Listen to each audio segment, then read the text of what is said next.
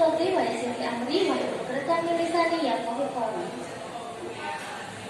Beli gurami di simpang pasir, enak dimakan saat di bandara. Walaupun kami tampil terakhir, semangat kami tetap juara.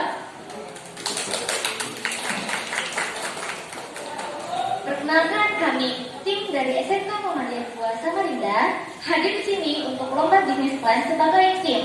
Pertama, perkenalkan saya Lutfi Alifah Fatimova, dan di sebelah kanan saya ada Amanda Aurah Madania, dan di pojok ada Anida Fadila.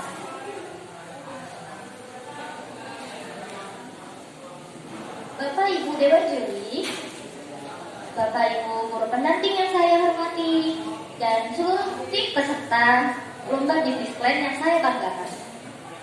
Sebagai pembuka, kami akan menyampaikan sebuah fakta bahwa rasio wirausahawan di Indonesia baru 3,47% dari total penduduk. Bahkan di ASEAN, kita tertinggal Thailand dan Malaysia yang mencapai 4,2 dan 4,7%. Sedangkan negara maju, rasio wirausahawan minimal 12%. Maka dari itu, artinya Indonesia masih tertinggal jauh sekali dari negara-negara lainnya. Oleh karena itu, kami hadir di sini bukan sekedar lomba, bukan berhenti di lomba, tapi berbagi gagasan. Untuk itu kami membawa sebuah visi menjadi pelopor pelajar mandiri yang berwirausaha dan memiliki penghasilan dimulai dari sekolah. Dan untuk merealisasikan visi yang kami bawa tadi, kami akan mempresentasikan bisnis plan kami, yaitu nasi coklat ceria. Untuk penjelasan selanjutnya akan kami serahkan kepada Amanda Aurah Madania. Kami persilakan. Ya, terima kasih ya. Assalamualaikum warahmatullahi wabarakatuh.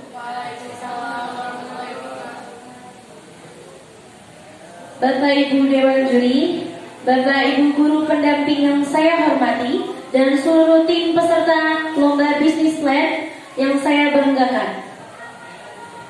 Sebelum kami menjelaskan lebih detail tentang produk kami akan mengawali dengan menyampaikan tujuan bisnis plan nasi coklat ceria. Tujuan pertama kami, Fasta Bikul Khairat, berbagi gagasan bisnis, terutama dalam ajang lomba bisnis plan Milan Muhammadiyah ke-114. Kemudian mengasah kreativitas, menciptakan peluang bisnis, kebutuhan makan dipadu dengan kreativitas menjadi peluang bisnis yang dimulai dari perencanaan atau bisnis plan. Yang ketiga, pelajar mandiri. Memelopori pelajar mandiri selaras dengan misi SMK Muhammadiyah 2 Samarinda, yaitu menciptakan generasi muslim yang berjiwa entrepreneur dan berdaya saing global. Kemudian, mendukung program pemerintah dalam peningkatan rasio wirausahawan dalam mengatasi problem pengangguran. Selanjutnya, kami akan memperkenalkan produk kuliner praktis nasi coklat.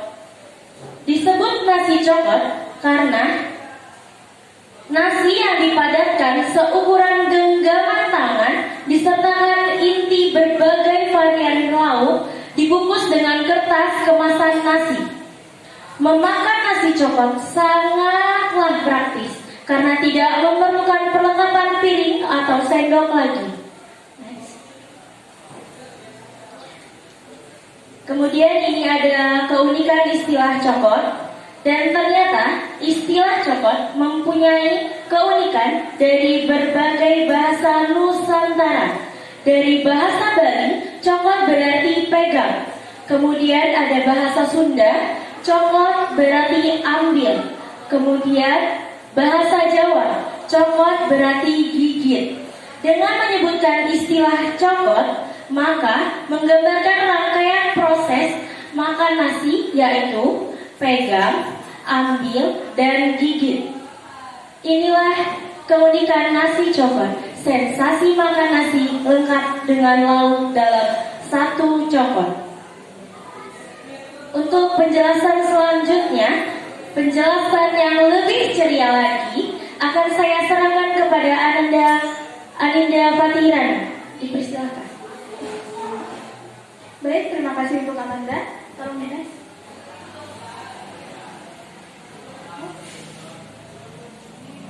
Selanjutnya kita masuk dalam keunggulan pada bagian produk.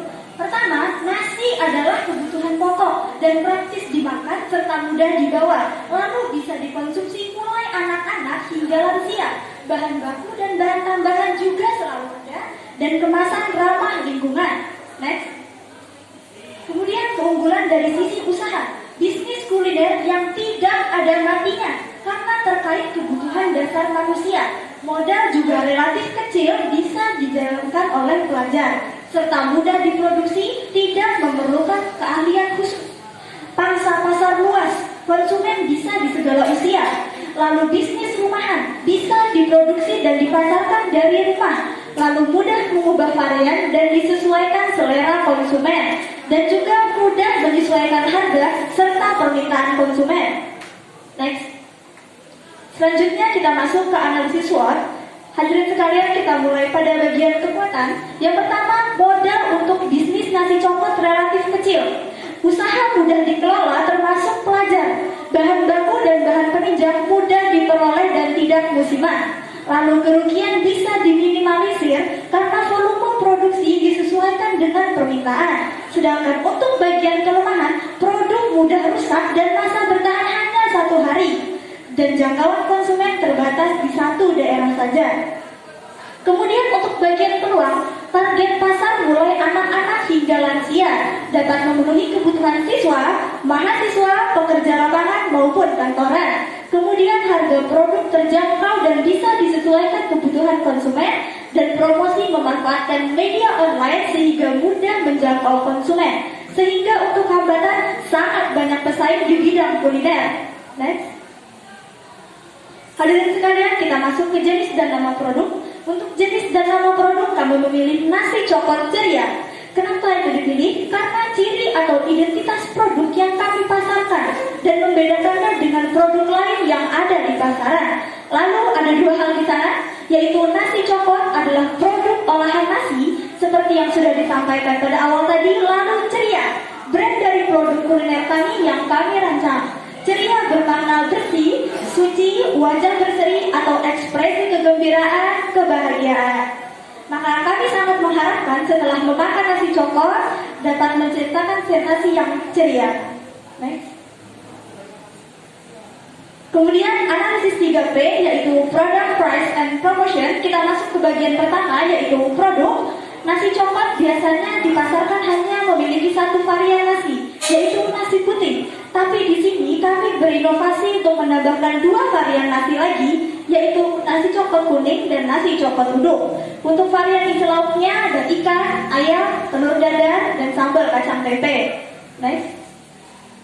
Masih pada bagian produk, dan ternyata bahan baku pembuatan nasi coklat ada di rumah setiap harinya, seperti beras, ikan, telur, tempe dan kacang tanah, daging ayam, serta bumbu. Next.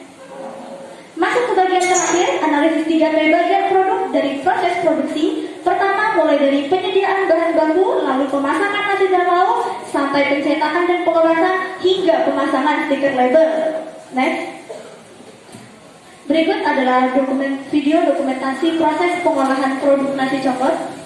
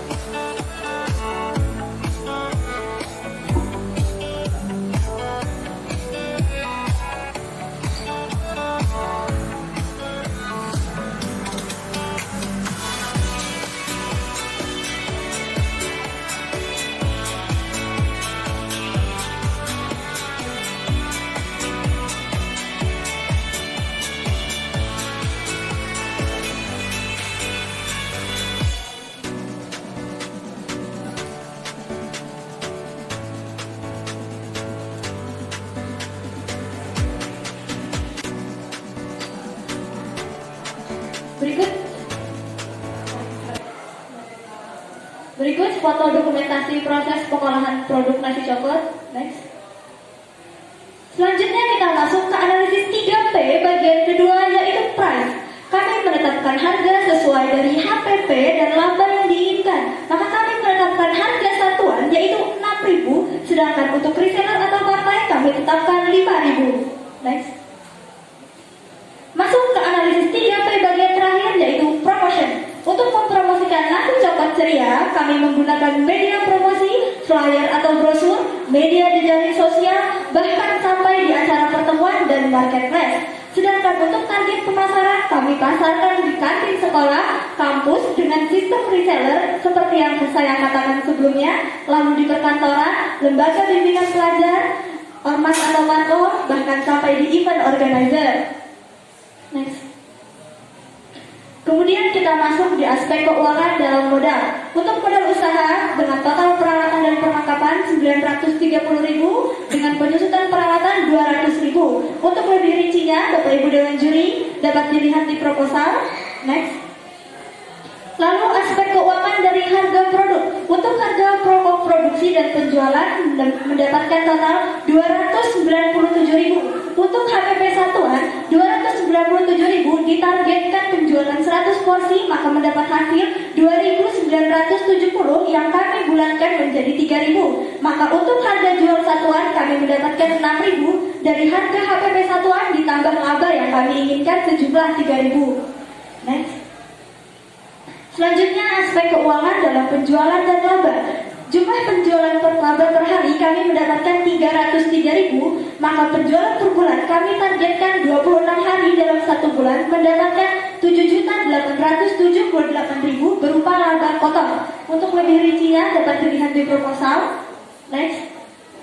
Kemudian untuk perhitungan hasil usaha per bulan, laba kotor yang tadi sejumlah 7.878.000 dikurangi dengan biaya operasional sejumlah 2.560.000, maka mendapat hasil laba bersih sejumlah 5.318.000 per bulan. Next. Masuk kepada aspek keuangan pada bagian terakhir, yaitu break even point atau analisa titik impas. Jika kami berhasil mendapatkan hasil 49,5 yang dibulatkan menjadi 50, maka kami sudah mencapai analisa titik impas. Next. Hadirin sekalian, sampailah kita pada bagian kesimpulan. Bisnis kuliner sangat bisa menjadi bisnis anak muda, yaitu memanfaatkan kebutuhan menjadi peluang. Membuat nasi coklat mungkin gagasan sederhana, tapi menjadi luar biasa ketika kita jadikan produk bisnis yang dibangun dengan kreativitas, maka memberikan keuntungan yang cukup baik. Dari proyek Lomba Bisnis Plan, kami mendapat manfaat luar biasa menerapkan pelajaran kewirausahaan secara nyata dan mulai menjalankan usaha sebagai hasil pengembangan Lomba Bisnis Plan. Lomba Bisnis Plan akan berakhir, tapi semangat berwirausaha tidak berhenti di lomba. Karena yang terpenting bukan soal siapa juara lomba, tapi bagaimana meneruskan gagasan menjadi tindakan nyata. Pelajar sekaligus pengusaha itu yang keren. Jangan hanya semangat teriak SMK bisa, jika sampai lulus tetap memisahmu. Yuk pelajar Muhammadiyah, kita bangun. Jika bukan kita, siapa lagi? Jika bukan sekarang, kapan lagi? Guru kami menanamkan motivasi luar biasa bahwa bisnis bukan hanya soal keuntungan, tapi memperluas kesempatan berbagi. Demikian yang dapat saya sampaikan. Saya kembalikan kepada Lucia Aldin Flavinova. Baik, terima kasih atas penjelasannya dari Anda dan Anda. Demikian presentasi yang dapat kami sampaikan. Kami dari SMK Muhammadiyah 2